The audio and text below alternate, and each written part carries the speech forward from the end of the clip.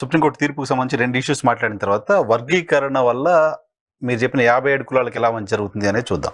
So supreme court చెప్పిన తీర్పులో చాలా మంది మాల సామాజిక వర్గానికి సంబంధించిన మేధావులు మాట్లాడుతున్నమాట క్రిమీ లేయర్ అనే ప్రస్తావన తీసుకొచ్చారు. ఈ క్రిమీ లేయర్ ప్రస్తావన తీసుకురావడం మొత్తం దళితులు ఉద్యోగాలు పొందిన వాళ్ళందరినీ రిజర్వేషన్లకు దూరం చేసే కుట్రలో భాగంగా జరుగుతోంది. దళితులకు రిజర్వేషన్లు ఇచ్చింది ఆర్థిక అసమానతలు బేస్ చేసుకొని కాదు కదా. ఒక ఐఏఎస్ కూడా ఈరోజు వివక్షకు గురవుతున్నారు కదా. సో వాళ్ళని క్రిమీ లేయర్ గా ఎలా చూస్తారు అనే పాయింట్ రేజ్ చేస్తున్నారు. ఎగ్జాక్ట్లీ. అయితే తీర్పులు ఇస్తూ ఉన్నప్పుడు న్యాయమూర్తులు అనేక రకాల కామెంట్స్ చేస్తారు. ఇది కామెంట్ మాత్రమే. 7 పేజీల తీర్పును మనం గమనిస్తే ఇది ఎక్కడ తీర్పులో భాగం లేదు.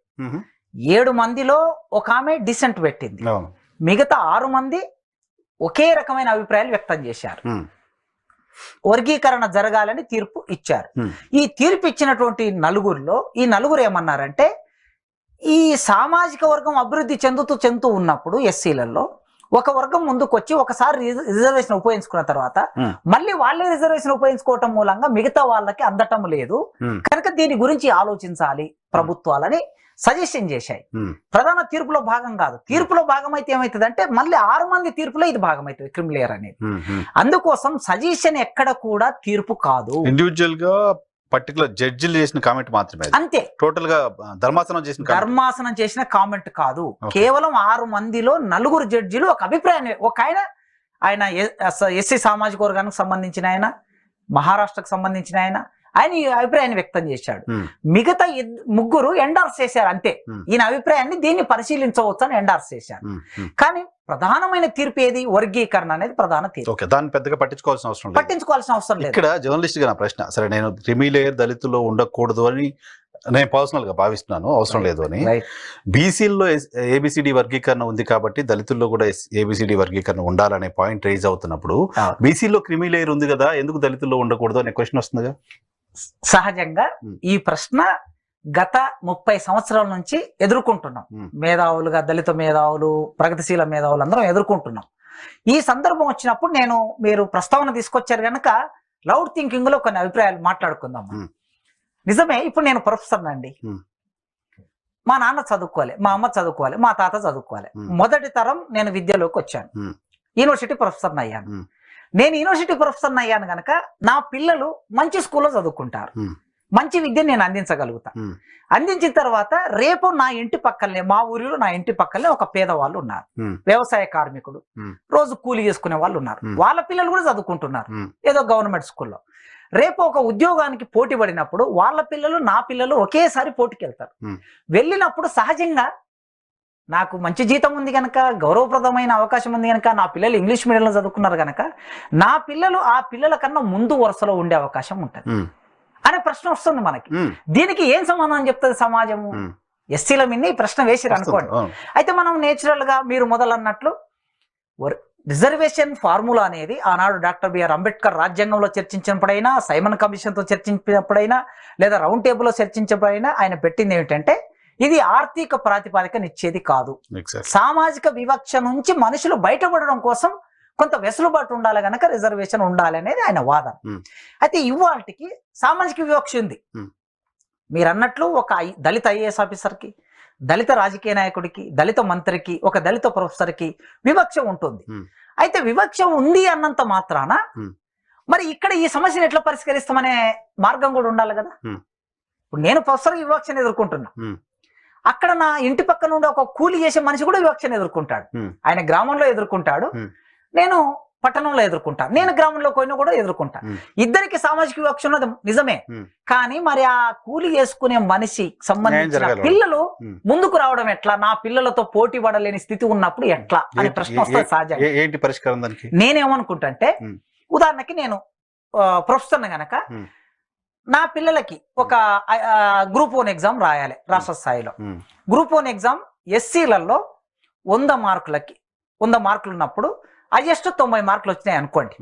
ఓపెన్ 90 మార్కులు వచ్చాయి. 90 మార్కులు వచ్చినోడికి ఉద్యోగం వస్తుంది. దాంట్లో బీసీలకి ఒక 80 మార్కులు వచ్చిన వాళ్ళకి వస్తుంది, ఎస్సీలకు 75 మార్కులు వచ్చిన వాళ్ళకి వస్తుంది. అంటే ఎస్సీ కట్ ఆఫ్ మార్క్ ఏముంది? 75 ఉంది. 75 ఎస్సీ కట్ ఆఫ్ మార్క్ ఉన్నప్పుడు నేనేమంటా అంటే, ప్రొఫెసర్ గా నా పిల్లలకి 80 మార్కులు వస్తేనే ఆ ఉద్యోగానికి పర్మిట్ చేయాలి. అదే కూలి వాళ్ళు పేదవాళ్ళు ఉన్నారు కదా, మొదటిసారి విద్యలోకి వచ్చిన కుటుంబాలు ఉంటాయి కదా, వాళ్ళకి 70-75 మార్కులు వచ్చినా కూడా వాళ్ళకి అలో చేయాలి.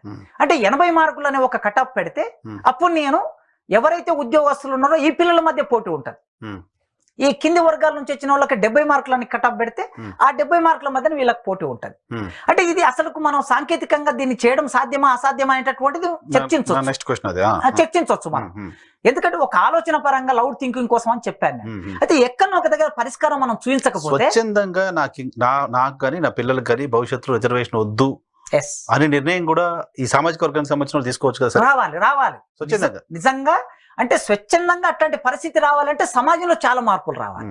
అది ఒకేసారి ఆ భావన రాకపోవచ్చు. మనం మెల్లగా ఎక్కడో ఒక దగ్గర ఒక ఆలోచన మొదలు పెడితే ఆ ఆలోచన నుంచి ఇంకాస్త ముందుకెళ్ళడానికి, చైతన్యం రావడానికి ఒక చర్చ మొదలు పెట్టి ఒక అవేర్నెస్ తీసుకురావాలి. అవేర్నెస్ తీసుకొస్తే సహజంగా దాన్ని వదులుకునే అవకాశం కూడా ఉంటది. అయితే ఇప్పుడు మనం రాజకీయ వ్యవస్థలోకి వెళ్ళినాం అనుకోండి. ఇప్పుడు ఎట్లుంది అంటే ఎంత ధనవంతుడైనా గడ్డం వివేక్ గారికి ఎస్సీ నియోజకవర్గమే ఇచ్చారు తప్ప జనరల్ నియోజకవర్గంలో పోటీ చేయొచ్చు కదా, ఆయన పోటీ చేయించవచ్చు కదా, పార్టీలు సీట్ ఇవ్వచ్చు కదా. కడెం శ్రీహరి గారు పెద్ద నాయకుడు, ఇప్పటికి దాదాపు 40 ఏళ్ళు రాజకీయంలో ఉన్నారు. ఆయన ఒక ఓపెన్ నియోజకవర్గం సీట్ ఇచ్చి గెలిపించవచ్చు కదా, వాళ్ళు గెలవగలరు. వాళ్ళు అడగాలి, ఆ కెపాసిటీ ఉంది, వాళ్ళు అడగాలి, ఆ వాయిస్ ఉంది, సమాజంలో గుర్తింపు ఉంది, వాళ్ళు అడగాలి. అయితే అడిగినా కూడా రాజకీయ పార్టీలు ఏం చేస్తున్నాయి అంటే నీకు నియోజకవర్గంలో ఎస్సీ నియోజకవర్గం అవకాశం ఉన్నప్పుడు ఓపెన్ నియోజకవర్గంలో నీకు ఎట్లా ఇస్తాము అనే ఒక చర్చ ముందుకు తీసుకొస్తారు వాళ్ళు. అందుకోసం వీళ్ళు ఇక్కడ రిజర్వ్డ్ నియోజకవర్గాలనే కొట్టుకునే పరిస్థితి ఏర్పడుతుంది. అంటే ఈ పరిస్థితి ఉంది గనక ఒకేసారి మారదు.